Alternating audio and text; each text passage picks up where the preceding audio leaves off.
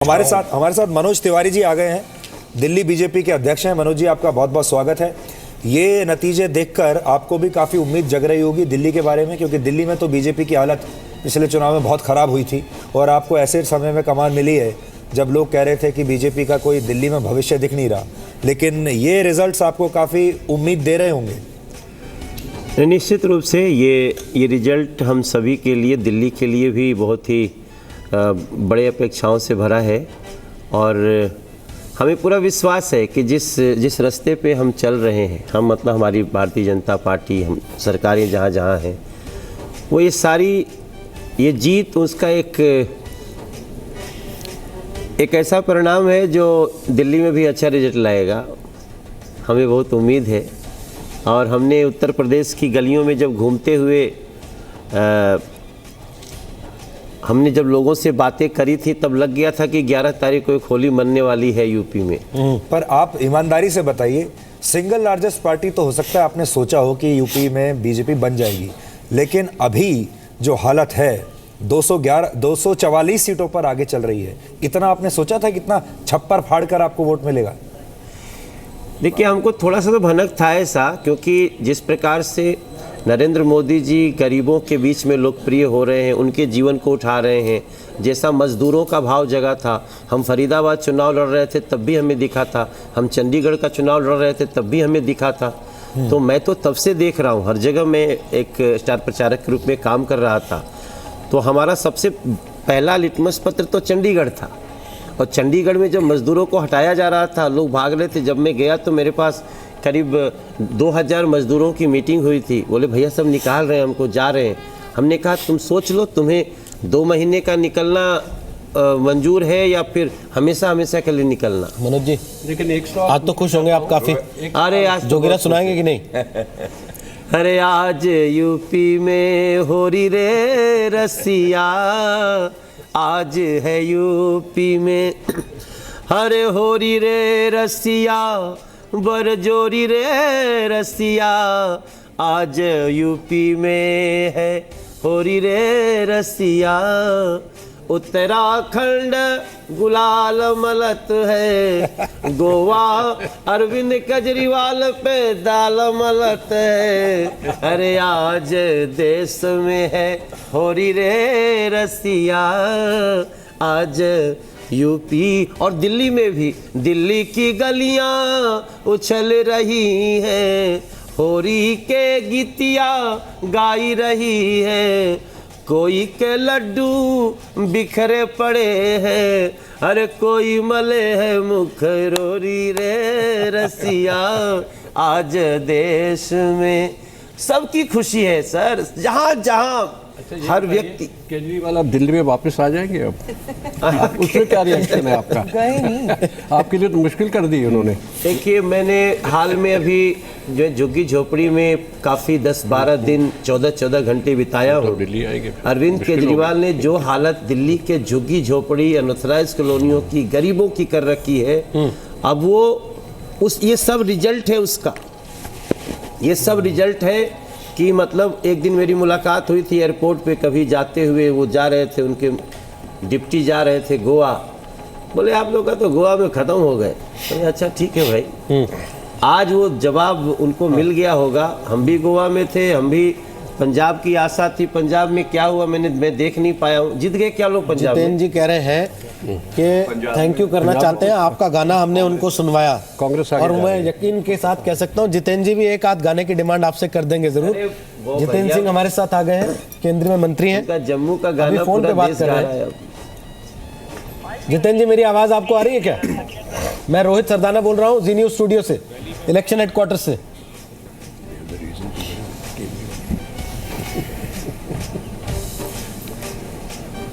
तो लगता है किसी की बधाई ले रहे हैं अभी फोन पे। जी, काफी आज बधाइयां आ रही होंगी। जितेंद्र जी, हमारी आवाज आ रही है अब आपको? सॉरी हाँ, निश्चय जी लग रहा है कि ऑलरेडी आपको बधाई वाली कॉल्स आनी शुरू हो गई हैं। जी, वो मणिपुर अपने कार्यालय में बात हो रही थी। जी, तो आज की सुबह कैसी लग रही है आपको? ऐसा लग रहा है कि बीजेपी के लिए होली तो आज ही हो गई परसों की बजाय। नहीं, निश्चय ही, लेकिन मैं समझता हूं कि एक बड़ा नया अध्याय जो भारतीय प्रजातंत्र के इतिहास में जुड़ा है वो ये कि जिस तरह के वोटिंग ट्रेंड्स आए हैं, और आप तो हमसे बेहतर समझ रहे हैं, उससे ये साफ जाहिर हो गया कि भारतीय वोटर ने जात पात धर्म मजहब वर्ग क्षेत्र से उठ करके वोट देने की क्षमता अब हासिल कर ली है। और इसका श्रेय मोदी जी की प्रेरणा और उनके नेतृत्व को जाता है। और जिस प्रकार से अमित भाई शाह का संगठनात्मक एक योजना रही, उसके चलते ये प्रवृत्तियां अब समाप्त हो गई जो प्रजातंत्र में बाधा बनती थी। और दूसरा एक और महत्वपूर्ण जो मैं सोच रहा था यहाँ आते आते, कि कई वर्षों से पीढ़ी दर पीढ़ी एक फ्यूडल माइंडसेट चलता था, किसी परिवार के पक्ष में वोट दे दो, पहले परदादा फिर पिता। उस प्रवृत्ति से निजात पा करके, स्वतंत्रता हासिल करके वास्तविक प्रजातंत्र की ओर बढ़ने का कार्य भारत के वोटर ने किया है। और भारत आज युवा भारत है। 65-70% युवाओं ने ये एक आगे बढ़त एक लीड ली है, ये एक नया रास्ता चुना है। मुझे लगता है कि अब हम वास्तविक प्रजातंत्र की ओर बढ़े हैं और भारत के लोगों को ये समझ में आया है कि भारतीय जनता पार्टी मात्र एक ऐसा राष्ट्रीय संगठन है जो प्रजातंत्र के मूल्यों का पालन भी कर सकता है, उनकी हिफाजत भी कर सकता है, और साथ ही साथ भविष्य की चिंता ईमानदारी से कर सकता है। जी जितेंद्र जी, ब्रांड मोदी वाकई आपके पास जो सबसे बड़ा हथियार है वो है मोदी जी की ब्रांड वैल्यू। और इस ब्रांड के जो ब्रांड मैनेजर हैं वो हैं अमित शाह। तो बहुत सारे लोग कहते थे कि 2014 में जब आपने उत्तर प्रदेश में इतना अच्छा प्रदर्शन किया तो हो सकता है ठीक है एक बार तुक्का लग गया, लेकिन 2017 में दोबारा उत्तर प्रदेश को जीतना आसान नहीं होगा। और लोग ये भी कह रहे थे, बहुत सारे लोग कहते थे कि अमित शाह ऐसा कर नहीं पाएंगे। तो मुझे ऐसा लगता है मोदी जी के बाद जो दूसरा ब्रांड उभर कर आ रहा है आपकी पार्टी में वो अमित शाह है। और उन्होंने ये बताया कि उन्हें चुनाव लड़ना आता है, रणनीति बनानी आती है। देखिए, मैं इस बात में आपकी बात से मैं एक बात जोड़ दूं कि हमें निश्चय ही गर्व है अपने प्रधानमंत्री आदरणीय श्री नरेंद्र मोदी जी पर। हमें साथ ही साथ गर्व है हमारे राष्ट्रीय अध्यक्ष अमित भाई शाह और उनकी संगठनात्मक क्षमता पर। और जो ब्रांड आपने कहा है ये हमारे लिए गर्व की बात है, लेकिन एक बात सोचने लायक ये है कि इस प्रकार 125 करोड़ के बहुमुखी देश में, हिट्रोजिनस देश में, कहीं अनेकों भाषाएं, अनेकों प्राथमिकताएं, वहाँ पर यदि जैसे आपके शब्दों में ब्रांड या यदि कोई छवि उभर करके आती है तो उसके पीछे कितनी ईमानदारी, कितना कठोर परिश्रम, कितना कठोर संघर्ष रहा होगा। मैं समझता हूँ ये प्रधानमंत्री मोदी जी में जो लोगों ने विश्वसनीयता जतलाई है, जो आपने नोटबंदी के चलते देखा कि लोग अब मुसीबत झेलने को तैयार थे। आरंभिक दिनों में वो कतारों में भी खड़े रहे, उन्हें लगता था कि असुविधा तो होगी ही, परंतु जो मोदी जी ने किया है हमारे हित में किया है, हमारे बच्चों के हित में किया। इस प्रकार की विश्वसनीयता पहली बार किसी प्रधानमंत्री ने 70 साल के प्रजातंत्र में प्राप्त की है। इसके पीछे बहुत कठोर परिश्रम, मेहनत, ईमानदारी, प्रतिबद्धता, कमिटमेंट, सूझबूझ तो है ही है। और साथ ही साथ परिवारवाद से हट करके मुझे लगता है ये प्रजातंत्र के लिए भी एक बहुत बड़ी उपलब्धि है। नहीं, आपने जो बात कही वो सही है, लेकिन इस उत्तर प्रदेश में आपकी जीत के पीछे इसमें अखिलेश यादव और राहुल गांधी का कितना योगदान मानते हैं आप?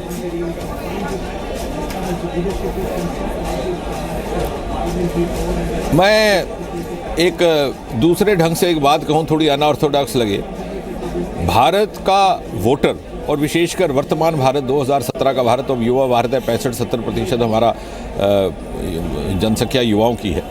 भारत का जो वोटर है वो जैसे अंग्रेजी में कहते हैं ग्रोइंग वाइजर फास्टर देन दी पॉलिटिशियन।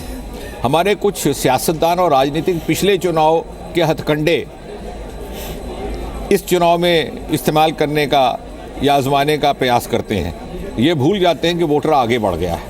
और इसलिए ये जो परिवारों का साथ जोड़ना और फिर उस तरह के वो पिछले फार्मूले लगाने, मुझे लगता है कि हिंदुस्तान का voter has come of age. अब वो वास्तविक प्रजातंत्र की अपेक्षा करता है, ऐसा प्रजातंत्र जो जड़ से उठा हो, जो किसी परिवार के दरवाजे से ना निकला हो और जिसके नेतृत्व में ईमानदारी हो। हमारे साथ मनोज तिवारी भी यहाँ बैठे हुए हैं और वो भी यहाँ सुन रहे होंगे इस बात को, लेकिन हाँ, हम दिल्ली- उनका गीत सुन रहे थे और तो ये जो दिल्ली का जो वोटर है ये मैच्योर क्यों अब नहीं ये हो पा कि रहा हमें वो क्षमता नहीं है, वो निश्चय ही आप देखेंगे अगले चुनाव में यहाँ पर भी उसी प्रकार के परिणाम आएंगे। ये एक ट्रेंड है जो आरंभ हो चुका है और देशव्यापी है। और ये देखिए कितनी अद्भुत बात है, आज तक किसी प्रधानमंत्री, किसी नेता ने एक देशव्यापी प्रभाव अपना स्थापित करने में सफलता प्राप्त नहीं की। और बहुत कठिन रहता है भारत जैसे देश में।